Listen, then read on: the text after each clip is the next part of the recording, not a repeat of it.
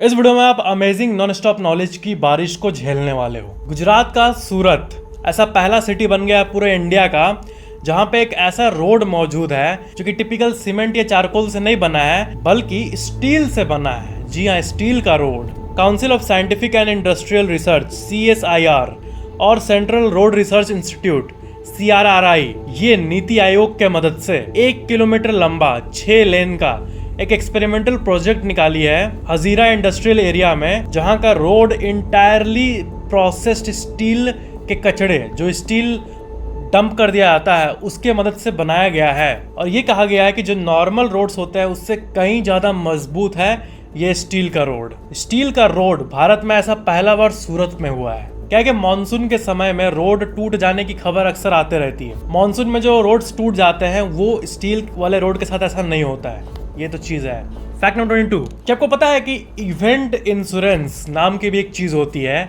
Event insurance मतलब क्या होता है आपको पता है? किसी इवेंट का इंश्योरेंस, जैसे कि IPL में हजारों करोड़ रुपए देके BCCI जो है वो इंश्योरेंस लेती है। जैसे रिसेंटली 5,000 करोड़ में ली ये इवेंट इंश्योरेंस BCCI ने। क्लाइमेट वेदर खराब हो गया, रेवेन्यू लॉस हो गया, प्लेयर का फीस जो है, प्लेयर को सीरियस इंजरी हो गया उसका मेडिकल खर्चा, इन सब चीजों के लिए इवेंट इंश्योरेंस होता है जो कि 5,000 करोड़ में BCCI ने खरीदा था। फैक्ट नंबर 21, आपने ऐसे टैग्स जरूर देखे होंगे मार्केट्स में जिसमें ये लिखा रहता है कि इन दवाइयों पे 30 से लेके 90% तक ऑफ है। तो किसी दवाई पे 90% ऑफ कैसे हो सकता है आपको पता है? ये कैसे पॉसिबल हो पाता है? क्या है कि जो पेटेंटेड दवाइयां हैं ना, जो कि कंपनी लोग कॉपीराइट करा ली है, कोई अच्छा सा दवाई बना के उसको कॉपीराइट पेटेंट करा ली है, तो फिर तो वही कंपनी बेच सकती है अपने मन चाहे रेट में। लेकिन कुछ दवाइयाँ होती है जो कि जेनेरिक दवाइयाँ होती है। ये 30 to 90% जो ये डिस्काउंट मिलता है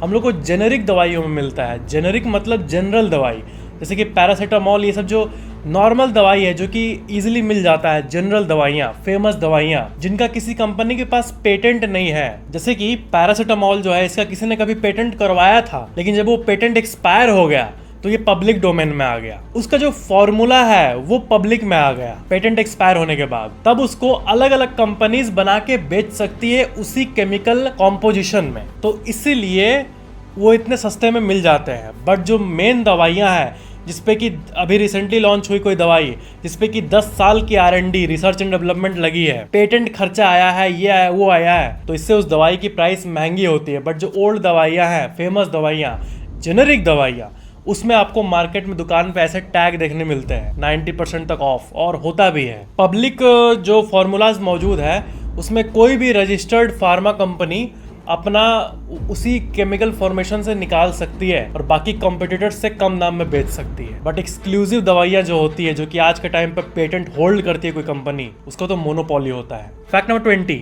एक आई ड्रॉप आई थी ब्यूटी नाम की। उस आई ड्रॉप की खास बात यह है कि उसको जब एजेड लोग पहनते हैं, 40 साल के ऊपर वाले, जिनको उनके सामने नहीं दिखता है, तो वो प्यूपिल को मॉडिफाई करके 6 घंटे के लिए बिल्कुल क्लियर दिखा सकता है। ऐसी दवाइयाँ सुनने में आपको अजीब लग रही होंगी, लेकिन ये फर्स्ट दवाई है आंख के केस में इस तरह का दावा करने वाली, जिसको कि US से FDA अप्रूवल मिल चुका है। एंड FDA अप्रूवल मिलने वाली एक आंख के पावर को इमीडिएटली ठीक कर देने वाली आई ड्रॉप ये पहली है। फैक्ट नंबर 19, आपने क्रिकेटर्स को ऐसे पेस्ट लगाते हुए देखा होगा मुंह में। मैं भी बचपन में सोचता था कि ये क्या यूज़ करते हैं, मतलब देखता तो था बट उसको कभी ध्यान से किसी से पूछा नहीं कि ये क्या है। बट ये अचानक से मेरे माइंड में आया कि ये होता क्या है, क्या यूज़ करते हैं वो लोग। तो आंसर ये है कि वो एक्चुअली में सनस्क्रीन होता है। तो सनस्क्रीन तो नॉर्मल सनस्क्रीन भी होता है ना, आप कुछ 10 रुपए का पाउच खरीदो, उसको लगा लो, वो तो दिखेगा भी नहीं सनस्क्रीन, बट वो सूरज के हार्मफुल रे से बचाता है। तो क्या है कि देखो, क्रिकेट के टाइम पे घंटों उनको बाहर धूप में खेलना पड़ता है, और स्पेशली टेस्ट मैच में, जो टेस्ट मैच होता है घंटों का, उसमें आप ऐसे लगाए हुए देखे होंगे बहुत सारे फेमस प्लेयर्स को। तो क्या है कि टेस्ट जैसे मैच जिसमें कि घंटों आपको रहना पड़ता है बाहर, उसमें नॉर्मल सनस्क्रीन जो है वो उतना इफेक्टिव नहीं होता है। सूरज की जो लाइट होती है वो स्किन के अंदर पेनिट्रेट कर जाएगी और जो आपका स्किन काला होना है वो हो ही जाएगा इवेंचुअली। तो ये जो है ये व्हाइट वाला ये स्पेशल पेस्ट है सनस्क्रीन स्पेशल टाइप का, जो कि बना है जिंक ऑक्साइड से। जिंक ऑक्साइड वाला ये जो सनस्क्रीन है ये बहुत ही ज्यादा पावरफुल होता है, मतलब 4-5 घंटे भी धूप पे रहो तब भी वो टॉप लेयर से अंदर नहीं जाने देगी सनलाइट को। एंड इसलिए अपने फेस के ऊपर या फिर किसी भी हाथ या कहीं भी सनस्क्रीन लगाते हैं वो प्लेयर्स एक्स्ट्रा प्रोटेक्शन के लिए, और ये एंटी बैक्टीरियल भी होता है। फैक्ट नंबर 18, क्या आपको पता है हमारी धरती पे ऐसे कई कंट्री है जिसके नाम भी बदल चुके हैं, जैसे कि टर्की जो देश था उसका अब नाम है तुर्की है। जी हाँ, ऑफिशियली नेम चेंज हुआ है। एक देश था हॉलैंड नाम का, उसका नाम बदला गया है नीदरलैंड्स हो गया है अब। जी हाँ, चेक रिपब्लिक, आपने इस कंट्री का नाम सुना ही होगा, उसका नाम अब बदल के शेजिया हो गया है। एक कंट्री था सेलोन नाम का, उसका अब नाम है श्रीलंका। जी हाँ, मतलब ये बहुत पहले बदला गया था ऑफ कोर्स, बट मैं आपको नाम का ट्रांजिशन बता रहा हूँ। बर्मा नाम का जो कंट्री था वो अब म्यांमार है। फैक्ट नंबर 17, आपने उन लोगों को देखा है जो कि Z+ सिक्योरिटी लेके घूमते हैं, मतलब जो बड़े बड़े लोग होते हैं वो Z सिक्योरिटी, Z+ सिक्योरिटी जैसे अंबानी जैसे लोग लेके घूमते हैं, गवर्नमेंट उनको खुद प्रोवाइड करती है। तो आपको एक बात पता है, अगर आप अपने गाड़ी पे ब्लैक टिंट लगवाओगे, मतलब प्रिवेसी के लिए कि गाड़ी के अंदर कुछ भी ना दिखे, पूरा ब्लैक रहे, तो ये असल में इल्लीगल होगा। लेकिन Z+ सिक्योरिटी वालों के लिए इल्लीगल नहीं है। After taking permission from home ministry, government से अप्रूवल लेने के बाद वो फुल्ली टिंटेड गाड़ी में बैठ सकते हैं जिसमें कि बाहर से कुछ भी ना दिखे। और हम जैसे कॉमन मैन के लिए अलाउड है, लेकिन जो आगे वाला गाड़ी का पार्ट होता है शीशा, वो 30% तक ब्लैक हो सकता है, 70% विजिबल होना चाहिए, और साइड वाला कम से कम 50% विजिबल होना चाहिए। 50% ब्लैक आप लगवा सकते हो। ये लिमिटेशन है हम जैसे कॉमन इंसानों के लिए। फैक्ट नंबर 16, क्या आपको पता है कि स्प्राइट का ग्रीन बॉटल जो है वो अब हटने वाला है, करीब 60 साल बाद जाके वो अब बदलने वाला है। प्लास्टिक के ये जो हाहाकार मचा हुआ उसके चलते उसका सिग्नेचर ग्रीन बॉटल था स्प्राइट कंपनी का। अभी जो बॉटल बनेगा वो नॉर्मल व्हाइट रहेगा और वो बनेगा पॉलीएथिलीन टेरेफेलेट से, जिसको कि रिसाइकल तो नहीं बल्कि उसको किसी और चीज को बनाने में इस्तेमाल किया जा सकेगा, जैसे कि क्लॉथिंग या फिर कारपेट्स। ये जो बिना मतलब के ऐसा प्लास्टिक जो कि ना इन्वायरमेंट से जाता है ना उसका इस्तेमाल हो पाता है, ये चीज कम करने के लिए ये लार्ज स्केल पे वो रोल आउट की है। और अब से स्प्राइट का जो वो पहले वाला डिजाइन है ग्रीन बॉटल वो अब नहीं देखने मिलेगा। फैक्ट नंबर 15, आपको पता है मुंबई जो है, मुंबई की जो सबसे फेमस चीज है वो है वड़ा पाव। वड़ा पाव जो है वो भी मुंबई का, मतलब एक हर शहर में एक ऐसी चीज होती है जो कि वहाँ की एकदम थ्रॉबिंग सी चीज होती है जो कि हर जगह फेमस होती है। तो मुंबई की वो वड़ा पाव है, वड़ा पाव। आपको पता है 1977 के पहले वड़ा पाव एग्जिस्ट ही नहीं करता था उतने, मतलब कुछ लोग के बदले कुछ लोग जानते थे बस।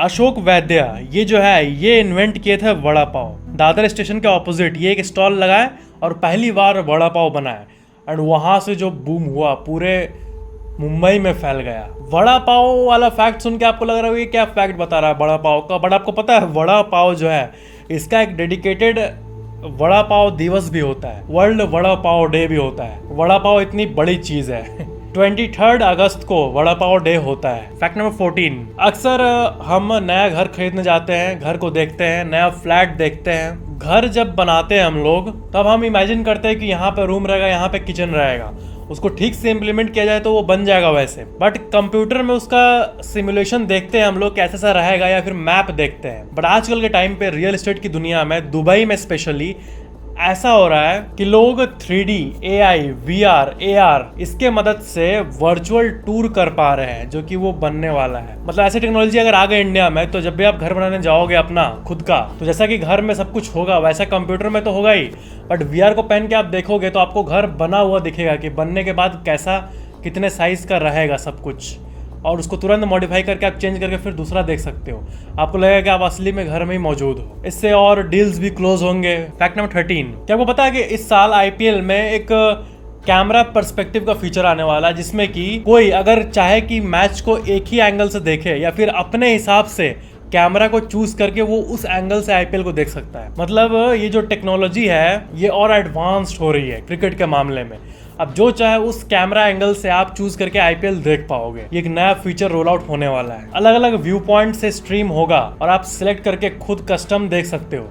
और अगर आप नहीं चाहते हो तो जो डिफॉल्ट दिखाता है उसी को आप देख सकते हो। फैक्ट नंबर 12, कैंडी क्रश जो गेम है उसका बिजनेस एक दिन में 10-20-30 करोड़ तक होता है। एक दिन में उतना वो रेवेन्यू जनरेट करता है। आपको पता है बहुत एक इंटरेस्टिंग सी चीज़ मैं आपको बता दूं उसके बारे में कि कैंडी क्रश जो है वो फ्रीमियम मॉडल पे काम करता है, यूजर के साइकोलॉजी के साथ खेलता है। क्या है कि वो गेम तो फ्री है लेकिन उसमें प्रीमियम एलिमेंट्स है, तो फ्रीमियम हो गया। वो जो गेम खेलते हैं वो तो फ्रीली खेल सकते हैं, बट उसमें एक्स्ट्रा जीतने के लिए, एक्स्ट्रा पॉइंट्स इकट्ठा करने के लिए आपको पे करके कुछ आप आइटम्स खरीद सकते हो जिससे कि आप गेम में और अच्छे से खेल पाओगे। तो ये जो बिजनेस मॉडल है ये बहुत ही ज़्यादा सक्सेसफुल होता है एज कम्पेयर टू पेड और फ्री वाला। और सबसे अमेजिंग बात है कि 100 करोड़ लोग अगर इस गेम को खेलते हैं एक दिन में कैंडी क्रश को, तो 97 करोड़ लोग 100 करोड़ में से कुछ भी नहीं खरीदते हैं। वो बोलते हैं ना बाबा मुझे बस खेलना है, पेमेंट वेमेंट नहीं करना है, जैसा कि ज़्यादातर लोग करते हैं। बट 3% ऐसे लोग हैं जो कि खरीदते हैं कुछ ना कुछ। अब 100 करोड़ में से 97 नहीं खरीदते तो सुनने में नॉर्मल लग रहा है, लेकिन यही तो बात है कि 100 में से कुछ लोग तो खरीदेंगे, तो 3% लोग खरीदते हैं और इसी से उन लोगों का डेली का 20-30 करोड़ रुपए बन जाता है। जो लोग उस गेम में हारते हैं वो हेट करते हैं कि नहीं हारना मुझे, मैं खरीदूंगा बस, और परचेस कर लेते हैं। साइकोलॉजी के साथ प्ले करना। Fact number 11, defence research and development organisation यानी गवर्नमेंट ऑफ इंडिया का DRDO जो है, ये एक ऐसे टेक्नोलॉजी, एक ऐसे फेशियल रिकॉग्निशन को डेवलप की है, इस चीज़ के बारे में आप कई आर्टिकल्स को देख सकते हो, जो कि मास्क आप भले पहने हो, कितना भी वो मोटा कपड़ा का मास्क हो, फिर भी आपके चेहरे को वो स्कैन कर लेगा। आप कितना भी ओपेक चश्मा पहने हो, पूरा एकदम नॉन ट्रांसपेरेंट, लेकिन फिर भी वो आपके चेहरे को रीड कर सकेगा, फेशियल रिकॉग्निशन कर सकेगा। ये एक AI प्रोडक्ट है, मतलब ऐसा भी पॉसिबल होता है। आईफोन में तो पहले से ही वो फीचर है जिसमें कि मास्क पहनने के बाद भी वो स्कैन कर लेता है, लेकिन बात ये है कि ये फिर प्राइवेसी पे आ जाता है ना। ऐसे अगर इजीली किसी को भी डिटेक्ट कर लिया जाए, ऐसा टेक्नोलॉजी अगर किसी गलत ग्रुप के हाथ लग जाए, फिर तो ये डेंजरस भी हो सकता है देखा जाए तो। इसको बहुत सावधानी से सिक्योर्ड रखने की जरूरत है इस टेक्नोलॉजी को। कोई भी कैसा भी हेड विग लगा दे, कैसा भी मास्क पहन ले, मुंह पे कपड़ा बांध ले, फिर भी वो डिटेक्ट कर पाएगा नॉन ट्रांसपेरेंट चीज़ों को। AI जो है वो ऐसी चीज़ है, आर्टिफिशियल इंटेलिजेंस, मतलब कंप्यूटर में दिमाग। जितना अमेजिंग लगता है उतना खतरनाक भी है। लेकिन फैक्ट नंबर 10, आपको पता है जितने भी एक्सीडेंट्स होते हैं गाड़ी के मामले में, ज़्यादातर इंश्योरेंस कंपनीज जो कि पे करती है गाड़ी एक्सीडेंट होने के बाद, वो लोग सर्वे भी करते रहते हैं कि कौन सा रीज़न सबसे टॉप पे है एक्सीडेंट्स का। तो सबसे टॉप पे जो रीज़न आता है वो है ओवर स्पीडिंग, ऑब्वियस है। सेकंड में पता है क्या आता है, ये स्ट्रे डॉग और बाकी जो स्ट्रे एनिमल्स होते हैं। जैसे बीच में अगर कोई कुत्ता आ गया, सडनली ब्रेक मारा, गाड़ी घूम गया, तो ये जो रीज़न है ये सेकंड नंबर पे आता है। अजीब बात है, मतलब जैसे बीच में अगर कोई गाय आ गया, बीच में अगर कोई कुत्ता आ गया, बिल्ली आ गई, तो ऐसे सिचुएशन में भी लोग पैनिक कर जाते हैं, एंड ये भी कॉज होता है एक्सीडेंट के नंबर का, एंड ये सेकंड नंबर पे कॉज है एक्सीडेंट का, एंड ये ज़्यादातर रिपोर्ट्स में टॉप 5 में ही पाया गया है। फैक्ट नंबर 9, क्या आपको पता है कि जियो मार्ट और व्हाट्सएप ने कोलैबोरेशन किया है, जिससे कि अब आप व्हाट्सएप पे ही शॉपिंग कर पाओगे और व्हाट्सएप का UPI यूज़ करके उसमें पेमेंट भी कर पाओगे। मतलब सब कुछ अब व्हाट्सएप पे मिलेगा। तो ये रोल आउट कर रही है व्हाट्सएप। अब देखते हैं ये चीज़ सक्सेसफुल होती है या नहीं। यूजर जो है वो ग्रोसरीज और बाकी हाउस होल्ड आइटम्स को मंगा सकते हैं। फैक्ट नंबर 8, आपको पता है ना, जब भी आप फ्लाइट को या फिर ट्रेन को कैंसिल करते हो, टिकट को कैंसिल करते हो ऑनलाइन या फिर ऑफलाइन, तो आपको कुछ रुपए कट के तब मिलते हैं। जैसे 800 का टिकट है तो 200 कैंसिलेशन फी हो गया और 600 रुपये आपको वापस मिलेगा, ठीक है।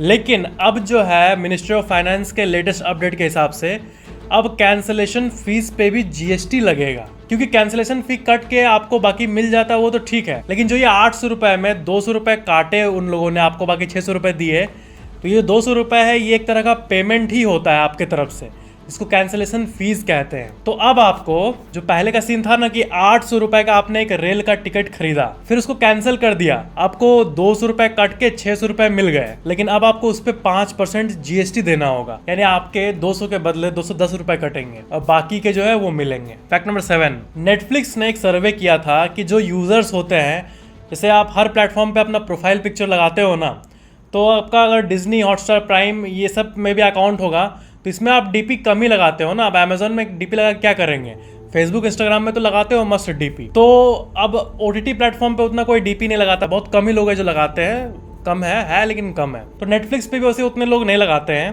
अपने फेस को, लेकिन कुछ ना कुछ डीपी यूज करते हैं ना। तो आपको पता है सबसे ज्यादा 11 मिलियन प्रोफाइल्स में ये जो पिक्चर है बेबी बॉस का, द बेबी बॉस जो मूवी का एक कैरेक्टर है, इसको 11 मिलियन से भी ज्यादा नेटफ्लिक्स प्रोफाइल्स में यूज किया जाता है। फैक्ट नंबर 6, अभी के टाइम पे गूगल मैप होता है। आपको पता है आज से बहुत सालों पहले यूएस में एक सर्विस आई थी। मैं क्या कैसे सोचता था कि अगर गूगल मैप नहीं होता और मुझे अगर मान लो दूर सफ़र करना है, जैसे कि यूपी से मुझे बैंगलोर जाना है, इतने दूर गाड़ी से मैं जाना चाहता हूँ, तो ऐसा कोई सर्विस है, मान लो गूगल मैप एग्जिस्ट नहीं करता, ऐसा कोई सर्विस होता जिसको मैं कॉल पे रहता, वो बताता मेरे को यहाँ से यहाँ जाओ, वहाँ से वहाँ जाओ। तो एक्चुअली में आज से 40 साल पहले ऐसी सर्विस थी यूएस में, जिसका कि आप ऑफिस का पिक्चर देख सकते हो। ऐसे कुछ छोटे मोटे कंपनीज होते थे जो कि मैप को देख के आपको कॉल पे बताते थे कि अब आपको किधर जाना है। क्योंकि रियल लाइफ में अगर किसी अननोन जगह पे आप जा रहे हो और बोर्ड्स होने के बावजूद भी आप कंफ्यूज हो रहे हो कि किधर जाना है, तो ऐसे सर्विस आपको हेल्प करते थे। आज से 40 साल पहले की बात है। फैक्ट नंबर 5, जो हम लोग पेटेंट कहते हैं ना इतनी बार कि पेटेंट करा लिया, कॉपीराइट करा लिया। जैसे आप कोई डिज़ाइन वाला कुछ भी प्रोडक्ट बनाए, डिज़ाइन वाला यूनिक बॉटल, उसको अगर आप पेटेंट करा लिए तो आपका हो गया, उस डिज़ाइन को और कोई कॉपी नहीं कर सकता। तो नाइकी का मैं एक एग्जांपल दिखाता हूँ। ये जो आप देख रहे हो स्क्रीन पे अपने, ये नाइकी का एक जूता का पेटेंट है।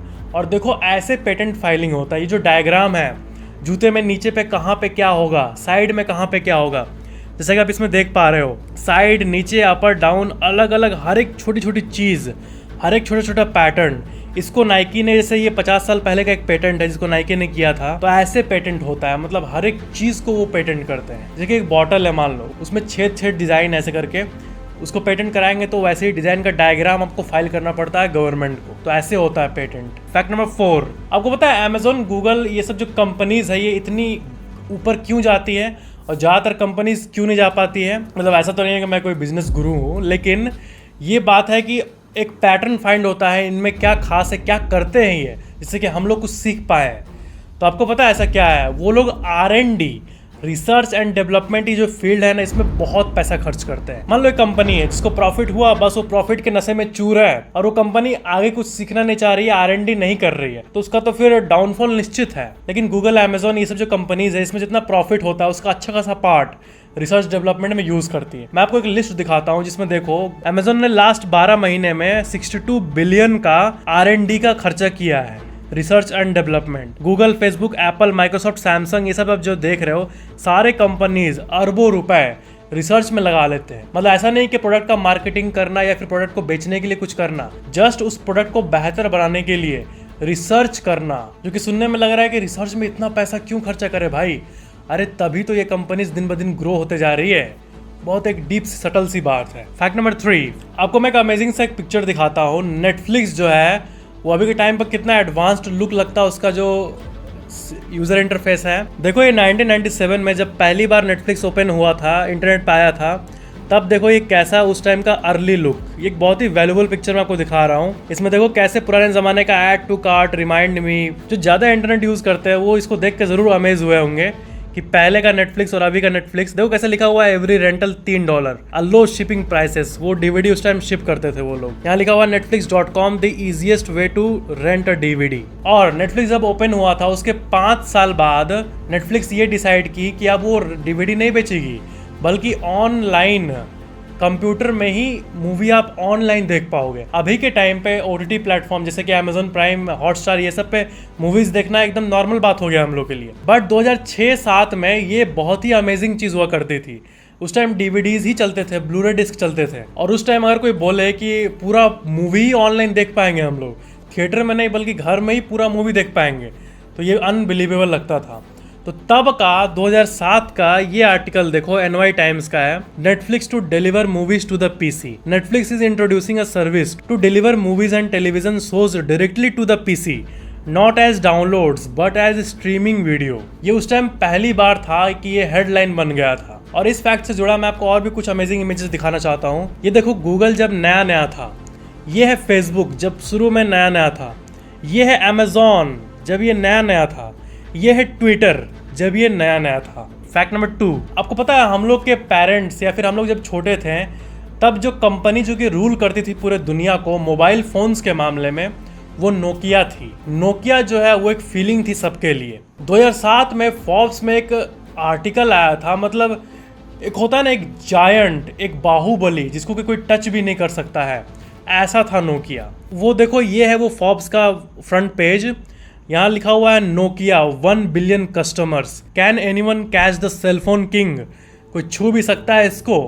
मतलब नोकिया का ये सबसे पीक टाइम का पोस्ट है, जब ये एकदम राजा था पूरे मोबाइल के दुनिया का। लेकिन यही फैक्ट है कि nobody remains a champion for ever. कोई भी एक चैंपियन भले ही आज हो, लेकिन हमेशा कभी भी चैंपियन नहीं रह सकता है। ऐसे ही दुनिया काम करती है। उसके बाद जो बाकी कंपनीज आई वो तो नोकिया का घमंड ही चूर चूर कर दी एकदम। फैक्ट नंबर 1, ट्विटर में हैशटैग्स होते हैं, सबको पता है। आपको पता है एक टाइम था जब हैशटैग एग्जिस्ट नहीं करता था, कोई भी यूज नहीं किया था। पूरे ट्विटर का पहला पोस्ट जिसमें कि हैशटैग को फर्स्ट टाइम यूज किया गया था वो है ये वाला, देखो, क्रिस मेसिना का। ये लिखे हैं कि how do you feel about using hashtag for groups. ये देखो 24/8/2007 का ट्वीट है और इसको रात के 1 बजे किया गया था। ये पहली बार था जब ट्विटर में हैशटैग यूज किया गया था, और अभी तो हैशटैग का मतलब ही ट्विटर है। तो ये थे आज के अमेजिंग फैक्ट्स। ऐसे और अमेजिंग फैक्ट्स के लिए आप इस वाले वीडियो को जरूर देखना जो कि आपकी स्क्रीन पे आ रहा है, और चैनल को सब्सक्राइब करके बेल आइकन पे क्लिक करके ऑल पे जरूर क्लिक कर लेना ताकि नेक्स्ट वीडियो आपको सबसे पहले मिल जाए। कमेंट, शेयर और लाइक जरूर करना। Thank you so much for watching this video.